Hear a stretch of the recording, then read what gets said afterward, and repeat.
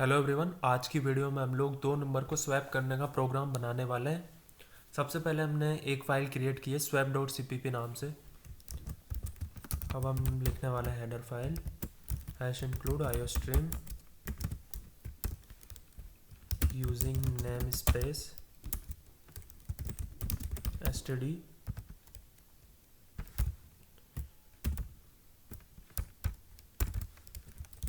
int man।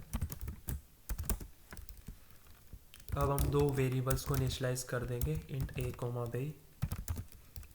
अब हम screen पर प्रिंट कराने वाले हैं enter the value of a and b C in a b। अब हम एक टेम्परेरी वेरिएबल क्रिएट करेंगे इंट टेम्प। अब हम क्या करने वाले हैं, टेम्प के अंदर a की वैल्यू को स्टोर करेंगे। इस तरीके से हमने a की जो वैल्यू है उसको रिजर्व्ड कर दिया है टेम्प वेरिएबल के अंदर।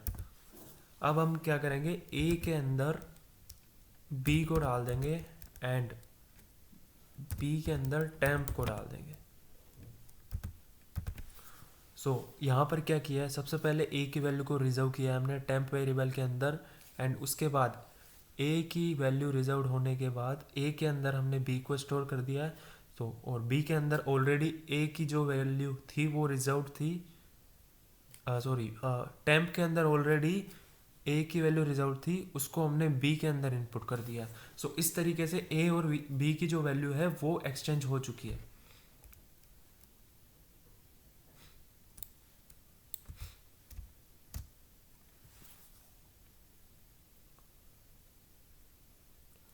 टेम्प वेरिएबल क्रिएट करने के बाद हम क्या करेंगे, टेम्प के अंदर a की वैल्यू को स्टोर करा देंगे, a के अंदर b को स्टोर करा देंगे, देन b के अंदर टेम्प को स्टोर कर देंगे। इस तरीके से हमारा जो प्रोग्राम है वो लगभग कंप्लीट हो चुका है, जिसमें हमने a और b की वैल्यू को आपस में एक्सचेंज किया है। सबसे पहले यहाँ पर टेम्प के अंदर a की वैल्यू स्टोर हो जाएगी। हमने a की वैल्यू को यहाँ पर रिजर्व कर दिया। रिजर्व होने के बाद a के अंदर हम b को डाल देंगे एंड b के अंदर टेम्प की वैल्यू स्टोर कर देंगे जो कि प्रीवियसली a की वैल्यू थी। इस तरीके से हम लोग यहाँ पर स्क्रीन पर प्रिंट करा देंगे the value of a and b after swapping is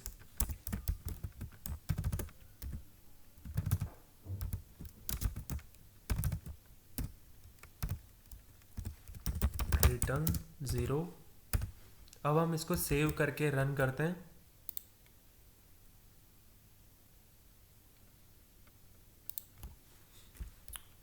let suppose a की वैल्यू 34 है एंड b की वैल्यू 56 है। जो फाइनली हमारी वैल्यू आफ्टर स्वैपिंग है वो आ चुकी है 56 एंड 34। इस तरीके से आप लोग प्रोग्राम बना सकते हैं दो वेरिएबल्स को मतलब स्वैप करने का। Thank you for watching guys, see you in the next video.